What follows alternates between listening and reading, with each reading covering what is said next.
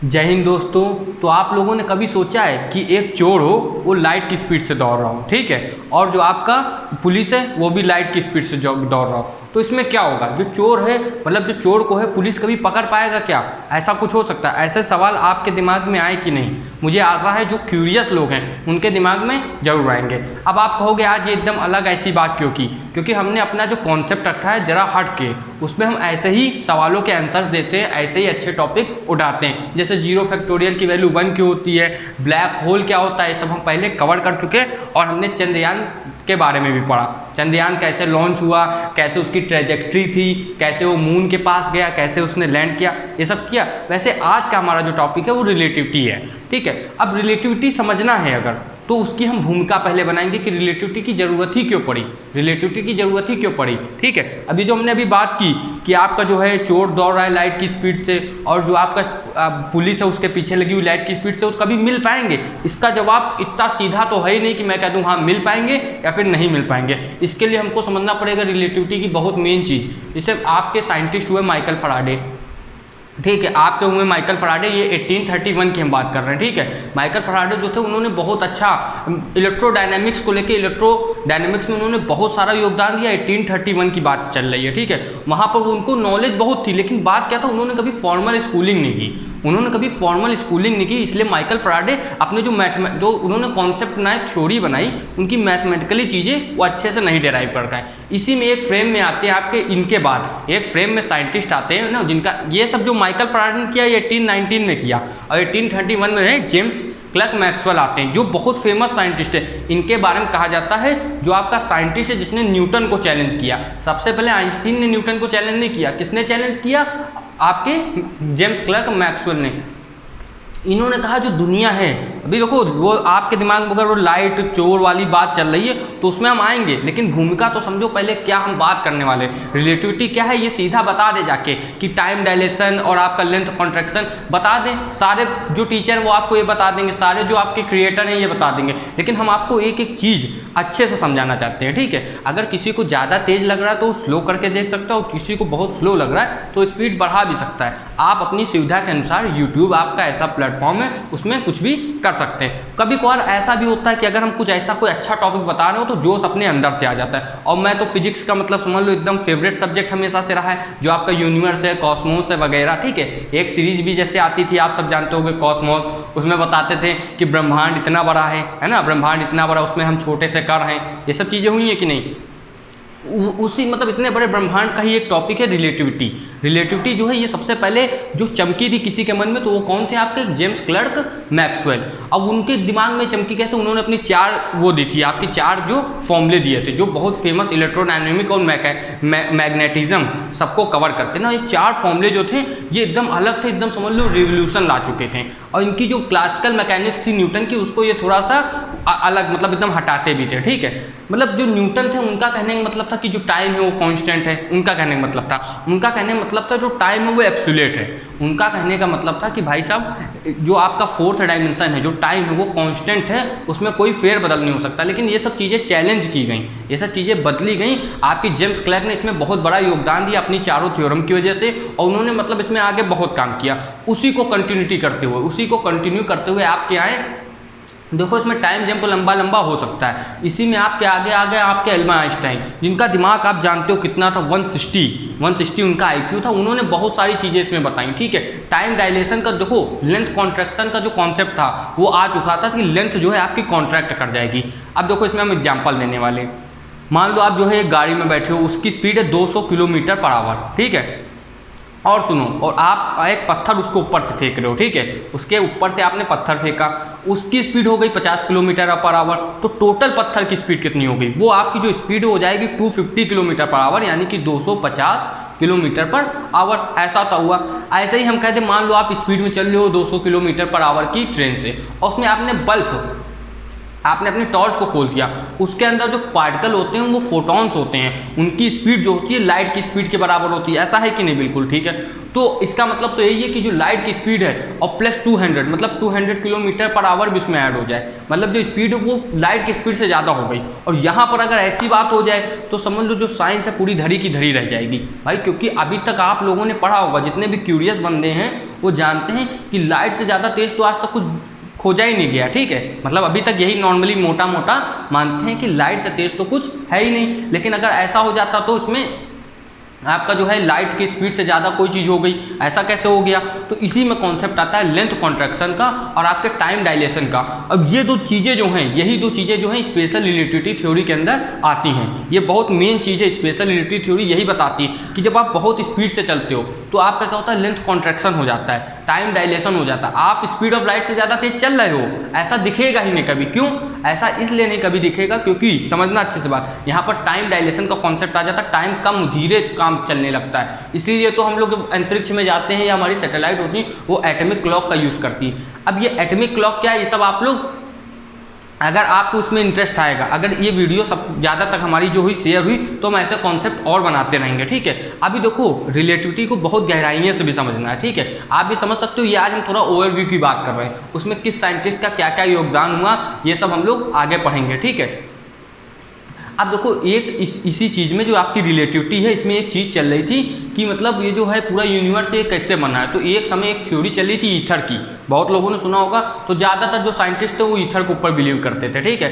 मतलब ईथर एक है जो पूरे ब्रह्मांड में फैला हुआ है, सूरज को अर्थ से अट्रैक्ट कर रहा है, सारे चांद तारों को वो कर रहा है। ठीक है, इसके ऊपर आपका ये भी बना कि मतलब ये जो है ईथर जो है ये क्या चीज़ है, ईथर क्या कॉन्सेप्ट, ईथर का क्या कॉन्सेप्ट है, ये रिलेटिविटी से कैसे जुड़ सकता है। ठीक है, अब पता है ईथर में समझ लो तुम 100 साल तक बिलीव होता रहा कि हाँ ये ईथर जैसा कोई मटेरियल है, कोई लिक्विड टाइप का है, कुछ है जो दिखता नहीं है, वही चांद को तारे से आपके प्लैनेट्स को आपस में जोड़े हुए। ठीक है, तो ईथर का मतलब सिंपल से था कि जो जिसको देख नहीं सकते, जिसको महसूस नहीं कर सकते, लेकिन जिसकी प्रेजेंस है, तो आज तो देखने में भी लग रहा है कि अनइमेजिनेबल कोई चीज़ है।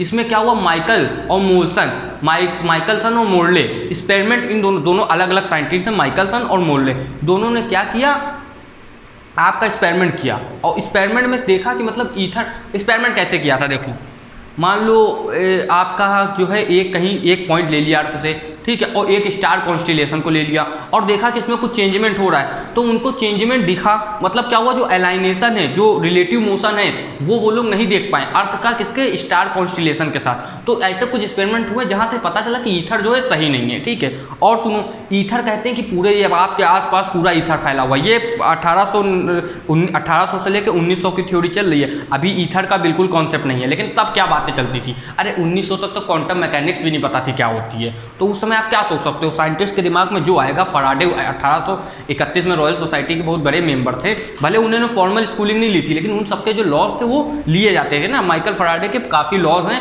जो आप 11th और 12th में, अभी ऐसे हम लोग केमिस्ट्री के लेक्चर्स लेते हैं तो उसमें आप अभी आगे पढ़ोगे। अब मैक्सवेल जो थे उन्होंने थ्योरी तो अपनी दी, लेकिन आइंस्टाइन ने हर चीज़ को धीरे धीरे गलत साबित किया। आइंस्टाइन ने बहुत सारी चीज़ों को गलत साबित किया, और जब वो इतनी स्पेशल रिलेटिविटी थ्योरी लेके आए तो उन्होंने पूरा कॉन्सेप्ट बता दिया कैसे क्या होता है, सब कुछ उन्होंने बताया। ठीक है, लेकिन एक जगह जाके वो भी अटक गए। स्पेशल रिलेटिव थ्योरी में उन्होंने टाइम डायलेशन बताया, कैसे लाइट से स्पीड कुछ को नहीं हो सकता। अभी समझे कि नहीं, लाइट से स्पीड जो है, लाइट से तेज, लाइट की स्पीड से तेज दुनिया में कुछ भी नहीं हो सकता, यहाँ तक तो बात आई। ठीक है, लेकिन फिर बात हो गई, बहुत सारे साइंटिस्टों ने एक्सपेरिमेंट किया, फिर देखा जो अपना यूनिवर्स है वो तो लाइट की स्पीड से भी तेज एक्सपेंड हो रहा है। ऐसी चीज़ है ना, ये आप लोगों ने रिसर्च वगैरह में पढ़ा होगी। तो अभी इस सब के लिए मतलब एक थ्योरी लाना चाहते हैं सब लोग। अब इसका भी काउंटर दिया है जनरल रिलेटिविटी थ्योरी में भाई। स्पेशल थ्योरी ऑफ रिलेटिविटी के बाद आती है हमारी जनरल थ्योरी ऑफ रिलेटिविटी, जो समझ लो एक काउंटर पार्ट है, जो थ्योरी ऑफ एवरीथिंग का एक पार्ट हो सकता है। लेकिन अभी थ्योरी ऑफ एवरीथिंग आई नहीं है। जो हमारे जो आपके जो साइंटिस्ट थे पहले, अब जिनका वो आप डेथ हो चुके हैं, स्टीफन हॉकिंग, अभी 2016-17 ना ऐसे गए थे, तो उन्होंने भी कॉन्सेप्ट दिया थ्योरी ऑफ एवरीथिंग का। अपनी जो उनकी बुक है ना आपकी, कौन सी, ब्रीफ हिस्ट्री ऑफ टाइम, उन्होंने बताया कि अगर थ्योरी ऑफ एवरीथिंग आ गई तो यूनिवर्स में बहुत सारी चीज़ें, जैसे ब्लैक होल है, न्यूट्रॉन स्टार कैसे बनता है ना, न्यूट्रॉन स्टार वगैरह, 1.4 मास होना चाहिए, हमारे चंद्रशेखर ने बताया था। तो ये सब चीज़ें भी आगे आएंगी अगर ये थ्योरी ऑफ एवरीथिंग आई। लेकिन जनरल थ्योरी ऑफ रिलेटिविटी की जरूरत क्यों पड़ी, ये दिमाग में आएगा। अगर स्पेशल थ्योरी ऑफ रिलेटिविटी बता रही कि लाइट से स्पीड से तेज कुछ भी नहीं हो सकता। तो एक तो उसमें वाली बात आ गई कि यूनिवर्स एक्सपैंड कर रहा है, कुछ पक्का भी नहीं है भाई, पक्का तो है क्योंकि बहुत सारे साइंटिस्ट ने किया कि एक्सपैंड हो रहा है, लेकिन भाई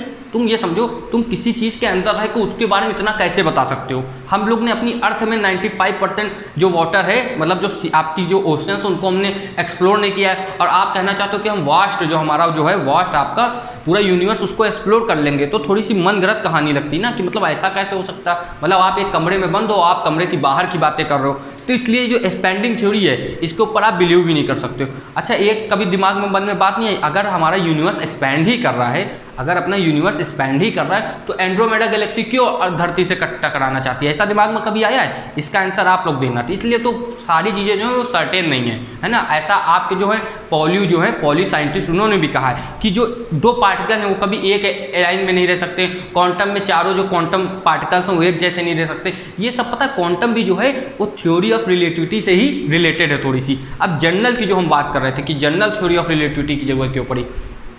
मान लो ये आपकी अर्थ है पूरी, ठीक है, अर्थ होती गोल गोल, अर्थ के नॉर्थ पोल में एक सेब रखा हुआ है, समझना अच्छे से बात, बहुत गहराई वाली बात है, ठीक है, और आपके साउथ पोल में रखा हुआ है, दोनों में दो आप ही हो, दोनों जगह आप हो ना। मान लो नॉर्थ पोल से एक सेब गिरा, साउथ पोल से गिरा, दोनों क्या होगा, अर्थ के पास आएगा कि नहीं? कहोगे हाँ बिल्कुल आएगा, ठीक है, दोनों अर्थ के पास आएगा क्योंकि अर्थ की ग्रेविटेशनल फील्ड उसे अपने पास खींचेगी, ठीक है, यहाँ तक कोई बात नहीं हुई, ठीक है। इसके आगे अब हम दूसरा कॉन्सेप्ट लगाए, ये हमने देखा अर्थ के फ्रेम ऑफ रेफरेंस से। भाई रिलेटिविटी थ्योरी में यही तो जरूरी है कि आप फ्रेम ऑफ रेफरेंस देखो। अब हम कह रहे हैं आप सेब के फ्रेम ऑफ रेफरेंस से देखो, सेब के फ्रेम ऑफ रेफरेंस से देखोगे तो देखो कितनी मजेदार बात हो रही है। अगर इस वाले सेब के फ्रेम ऑफ रेफरेंस से देखोगे तो अर्थ इसके पास जा रही है, और उस वाले सेब के फ्रेम ऑफ रेफरेंस से देखोगे तो उसके पास जा रही है। तो क्या इसका मतलब अर्थ अपनी स्पैगेटी बननी जा रही है, मतलब अर्थ अपनी ऐसे चौड़ी होती जा रही है? ऐसा नहीं हो रहा है, ये ऐसा महसूस हो रहा है। इसी में क्या आपका लेंथ कॉन्ट्रैक्शन आ जाता है, टाइम डायलेशन आ जाता है, यहाँ पर ही चीज़ें आ जाती हैं। इसको आइंस्टाइन ने अपनी जनरल थ्योरी ऑफ रिलेटिविटी में बहुत अच्छे से एक्सप्लेन किया है, ये जो कि हम लोग और आगे वाले अपने वीडियोस में देखेंगे।